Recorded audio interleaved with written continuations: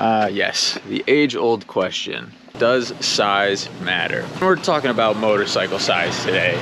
Simple answer, yes. And, well, no. Yes and no. Matters for what? Matters for some things, yes. Matters for most things, no. And I'll explain why more in a second. Let me just get my helmet booted up, heading to work. So I figure this would be a good excuse to make a video on a topic that I've been getting a lot of comments about.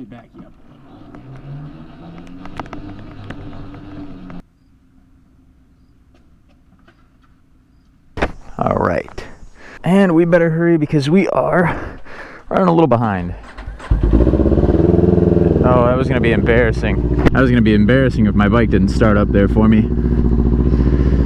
Let's not smack the car with the camera. I like the ability to ride with my backpack and it kind of just sits on my back seat, but it does kind of suck because it pushes my helmet forward. I'm very limited on posture. Let's talk about, does size matter? As I said at the beginning of this video, yes. Simply put, yes, size does matter, but also not at all, kind of. To expand on that a little bit more, yeah, sure, size does matter when it comes to things like performance and track riding and stunt riding and other variables on your regular route. It makes a difference, yes. I would say that the size of your motorcycle is going to make a huge difference, of course. But does it matter? Not really. If you're racing, yeah, sure, size matters. So obviously having more power and speed is going to be beneficial. Most of us aren't racing these. Most of us are just riding around the streets where the speed limit's 70 miles an hour at max. And most of the time, you're not even pushing half of what your motorcycle can do. A lot of times less than that. Most motorcycles these days, even some smaller single-cylinder bike, can get up to freeway speeds a little bit slower, but they can do it. Let's talk about really small displacement bikes. I'm talking around 100 cc's. We'll say 125s because that's a more popular option with like the Groms and the Z125 and all your little Honda Mini Motos. When it comes to things like that, if your daily commute involves freeway riding, size matters a little bit there. You're not going to want to take one of those 125s on the freeway. It matters in that aspect because if your commute involves freeway riding, or if you're going to go on rides where your friends want to go on freeway riding, then size matters a little bit, but not a ton, because the difference between a 400 cc motorcycle and a 1000 cc motorcycle, and we're talking sport bikes, so a 300 cc sport bike versus a 1000 cc sport bike, there really is going to be no difference in where you can ride it outside of the track.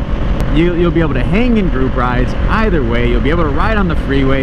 You'll be able to ride any downtown area. I mean, you'll be able to ride anywhere. So no, size does not really matter when it comes to your normal everyday rides with your friends, as long as you are at least in the category of a bike that can get up to 70 miles an hour comfortably.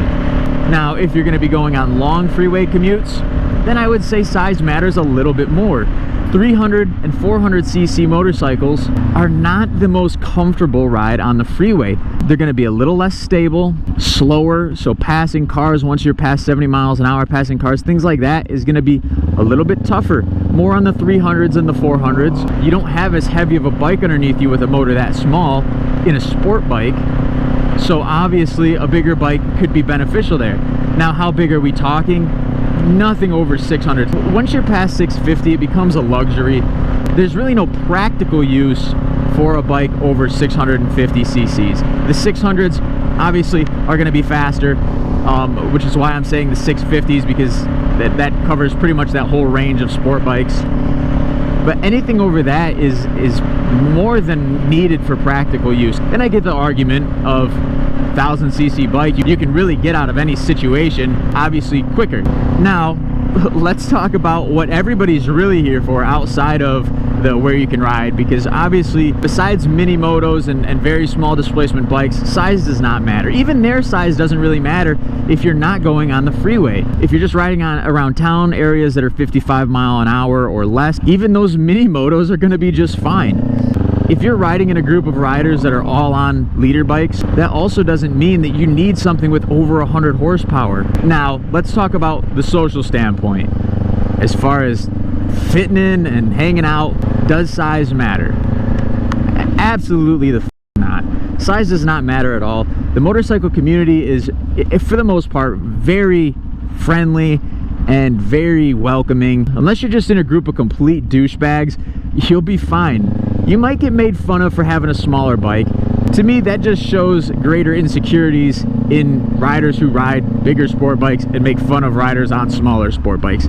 Now, if you're gonna run your mouth, size matters for obvious reasons. At the end of the day, it really doesn't matter. We're all doing this for the same reason. We're all trying to get the same enjoyment out of the motorcycle. It does not matter at all what motorcycle you're on. You're not gonna not fit into a certain group unless the group is specifically a Gixxer 1000 group.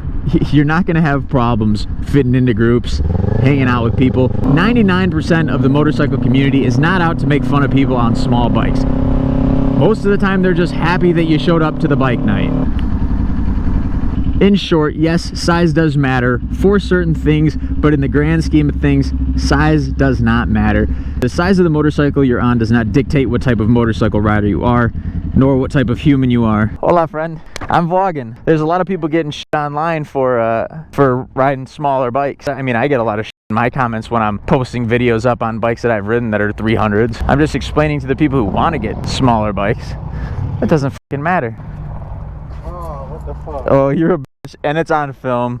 No. Push the door for me, please. No, that's a pull. A So I talk about this in a lot of my videos, but to relate back to does bike size matter, if we're talking about, say, a beginner rider, then bike size definitely matters. And it doesn't matter in the sense of how we were talking earlier, where does it matter if you have a big bike. It matters more so in having a smaller bike or an appropriate size bike for your skill level. The problem with having a bike that's too big, things get very scary. There's a lot of room for error, a lot of room for bad situations to occur. As a beginner, I wouldn't even think about getting anything bigger than a 300 or 400 cc, because in terms of sport bikes, there's just no need for that kind of power. Not skipping ahead of your skill level and starting on something small and working your way into something bigger when you can handle it. You don't want to start on something bigger than what you can handle. You don't want to start on something that's unpredictable. You don't want to start on something that has more power than you know how to control, or more weight than you know how to control. You know, think of it as a multiplier. When you run into a situation where you need to make a fight or flight type of move, and these are not moments when you can think rationally. These are moments when you're thinking out of instinct, and if your instinct is to pull the throttle, imagine what having too much power can do. If you don't have the experience to know what your 800,000 cc sport bike can do, when you pull the throttle, it's going to be significantly more dangerous, and it's going to multiply what happens. The last thing you want to do is try to get yourself out of a situation, cars cutting you off or something like that, and you pull a throttle as hard as you can because that's just what your instinct tells you, to pull the throttle to get out of the way, and you end up looping the bike. Or you pull the throttle and you go way too fast and cause another accident somewhere else. And then also, if you're on a big bike, you have way more weight to control. Bigger bike's going to be heavier, harder to stop. There's a lot of variable, but power and weight are the two things you have to learn to control. So I would say start on something lighter with less power. It's going to be easier. So things like that, I would say size matters. What matters is that you learn how to actually operate a motorcycle. You learn the ropes, you learn the muscle memory, and then you gradually build up to something that you can handle, because it doesn't matter how cool your 1000cc sport bike if you're not alive to ride it. So that's all I have to say about that. Does size matter in terms of, do you need a bigger bike? Probably not. I would say size, for the most part, does not matter. Anyways, thanks for watching. Like this video if you want more vlog style stuff. I got a lot of opinions and rants I could probably go on. Comment below a topic you might want me to cover, or any questions you have, and maybe I'll do those in another video. Anyways, appreciate the support. Subscribe if you want more moto content, and we'll see you next time.